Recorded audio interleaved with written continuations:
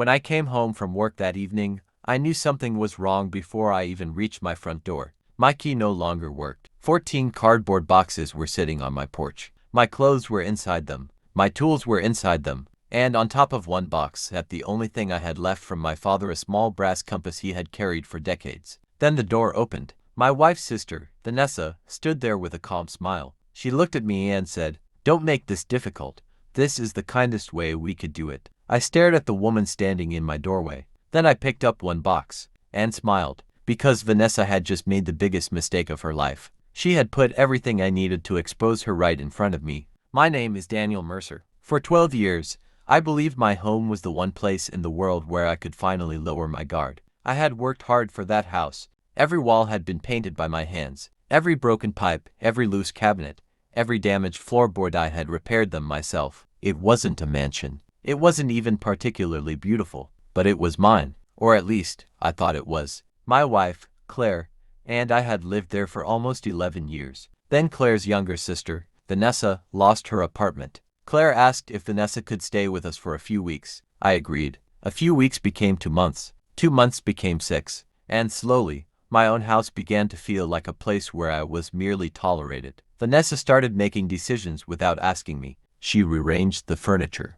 She invited people over. She used my workshop. Then one evening, she told me something that made my stomach turn. "You should stop acting like this is only your house, Daniel." I looked at Claire. She said nothing. That silence hurt more than Vanessa's words. Still, I stayed calm. I believed marriage meant standing beside the person you loved even when things became difficult. I didn't know that Claire had already started making plans without me. A few weeks later, I noticed documents disappearing from my desk. Property papers, bank statements, old receipts. I asked Claire about them. She said she had no idea what I was talking about. I wanted to believe her. Then came the Friday afternoon that changed everything. I was at work when my phone suddenly stopped connecting to the smart security system at home. I called Claire. No answer. I called again. Nothing. When I finally drove home that evening, I couldn't get my key into the lock. I tried again. Nothing. Then I saw the boxes. 14 of them. My clothes, my tools, my books, my father's old photographs,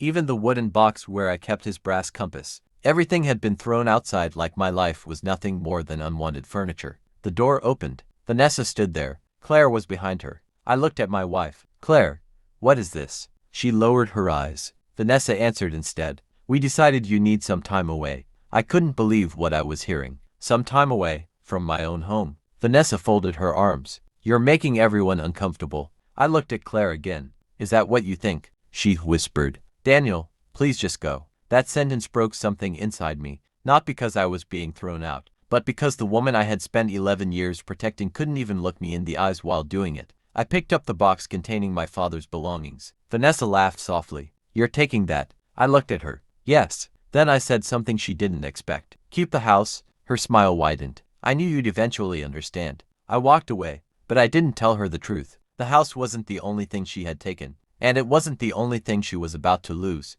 That night, I opened my father's old wooden box. Inside the lid was a faded note he had written years before. "When people show you who they are, don't argue with them. Remember." Underneath the compass was something I had forgotten existed. A small envelope. Inside were copies of old property documents, receipts, and a handwritten agreement from years earlier. I stared at the papers for several minutes. Then I called my attorney. The next morning, I learned something Vanessa and Claire had apparently forgotten. The house wasn't jointly owned the way they believed. My father had helped me purchase it before my marriage, and the legal ownership documents had never been changed. But there was more. While Vanessa had been living in my house, she had been secretly advertising one of the rooms online as a rental. She had also been using my workshop equipment to run a small side business, and she had been collecting money from people without my permission. I had the records.